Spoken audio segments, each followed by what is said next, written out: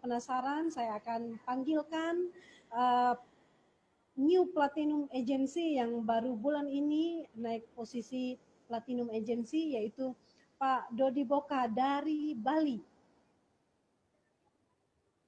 Selamat malam Pak Dodi. Selamat malam. Selamat malam Pak Dodi. Iya, selamat malam.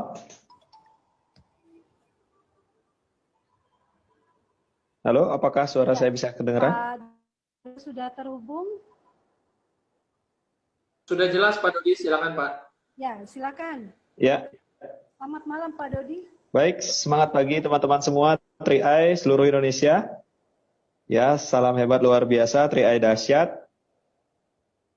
Kira-kira suara saya sudah masuk nggak ya? Sudah masuk Pak, sangat jelas. Sudah ya. Jadi luar biasa sekali saya kembali diberikan kesempatan malam hari ini untuk sekedar testimoni bagaimana perjalanan saya dan luar biasanya di tahun baru ini dengan peringkat yang baru pula. Ya, jadi memang sudah saya targetkan di bulan Januari harus sudah platinum dan target berikutnya di Juni 2019 titanium dan Desember ini sudah crown agensi. Jadi bisa dikatakan saya memulai bisnis ini tidaklah mudah teman-teman semua. Latar belakang saya seorang guru. Ya, saya biasanya dipanggil Dodi Boka, nama lengkap saya IGD Ngurah Dodi Prayoga. Dulu saya jadi guru sejak tahun 2009, itu sampai dengan 2014. Saya jadi guru honorer dengan gaji pertama 249.000, sampai gaji tertinggi saya di guru honorer itu sekitar 700.000. Kenapa saya bisa di 3i?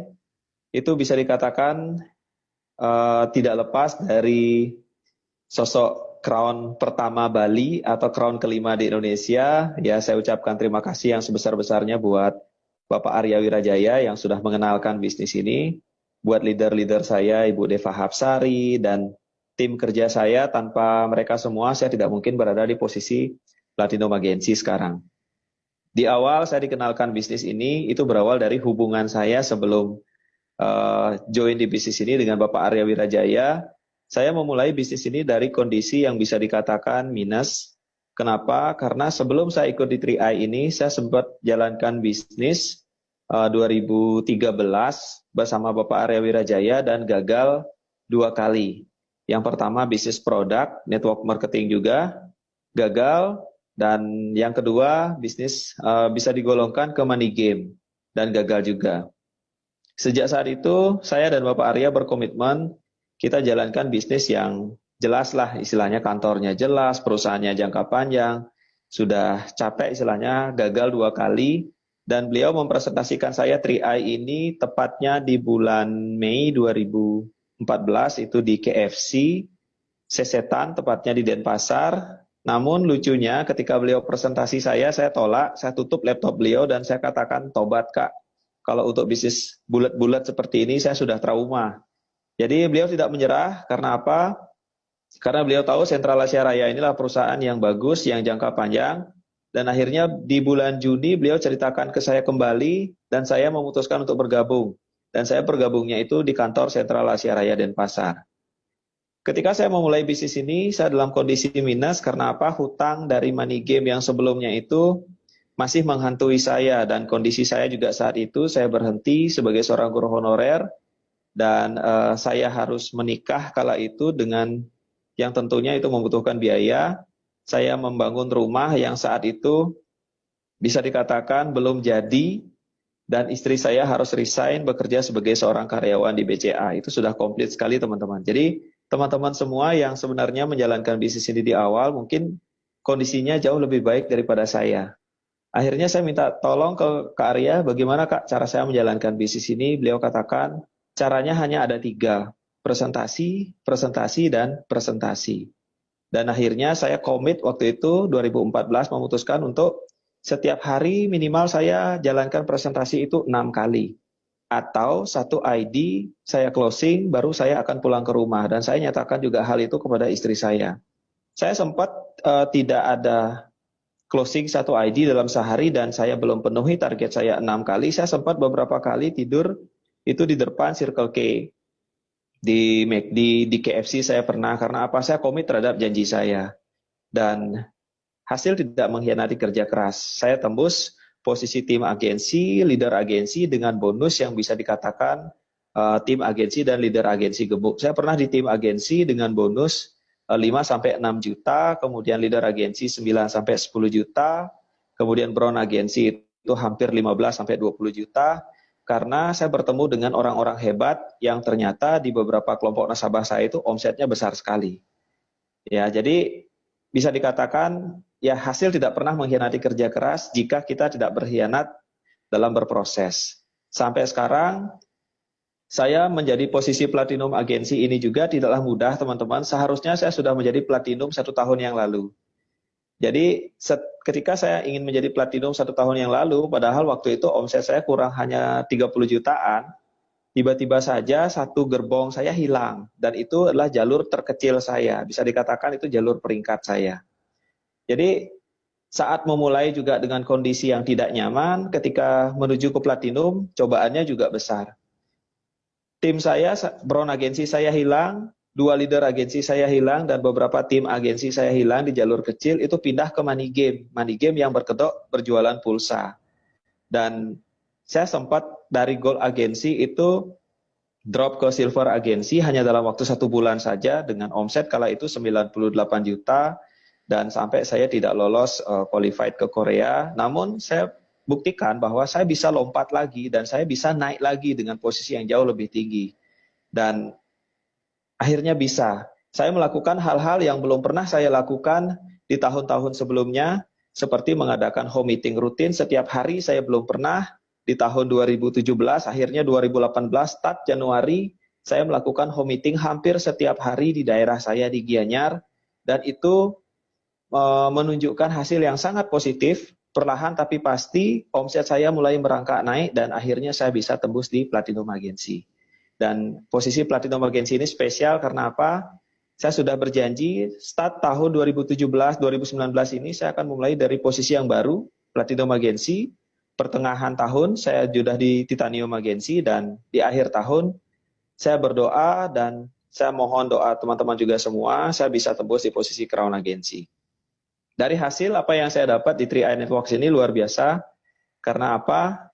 Saya dulunya rumah saja tidak punya, teman-teman.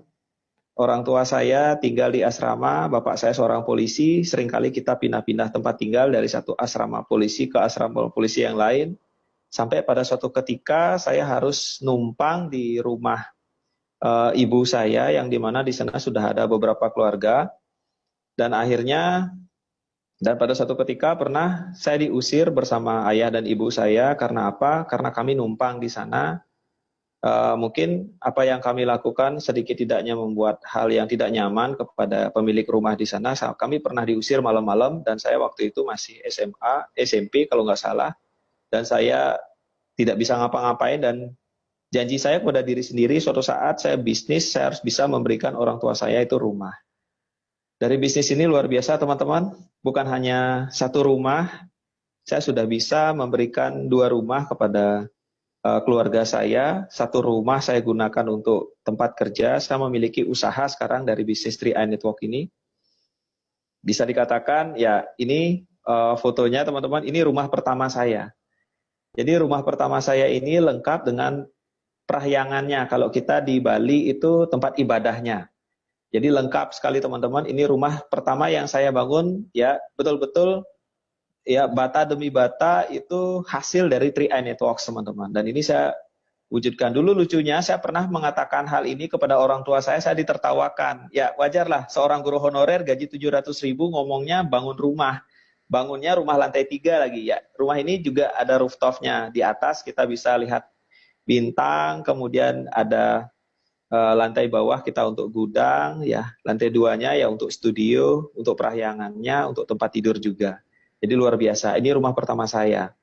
Kemudian dari 3i Networks ini saya juga sudah bisa mewujudkan kendaraan. Ya ini juga Bapak Ibu. Kenapa? Karena masa lalu saya belum pernah sama sekali yang namanya dibonceng oleh orang tua saya. Bapak saya seorang polisi, namun beliau cacat. Karena beliau dulu pernah kecelakaan parah sekali dan mengharuskan beliau tidak bisa mengendarai sepeda motor. Sejak saya kecil, mulai saya masuk SD sampai SMA, itu saya belum pernah merasakan yang namanya dibonceng oleh ayah saya, baik itu ibu saya. Karena ketika melihat ayah saya kecelakaan dan beliau cacat, ibu saya tidak berani mengendarai sepeda motor. Dan ketika saya SMA, barulah saya memiliki yang namanya sepeda motor.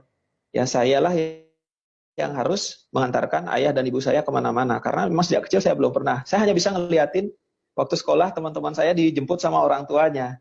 Ya saya harus jalan kaki Bapak Ibu.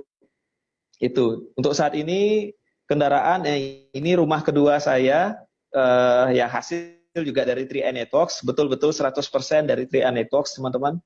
Dan kendaraan seperti mobil, dan kemarin nambah lagi satu mainan mobil saya, Mercy, Advan Grade ya, itu C300, ya itu buat pemuas hobi saya teman-teman. Kalau mainan motor, saya sudah ada banyak motor besar, ya saya juga bisa memberikan istri saya sepeda motor ya, sepeda motor Vespa yang itu sangat diimpikan, diidam-idamkan dari dulu.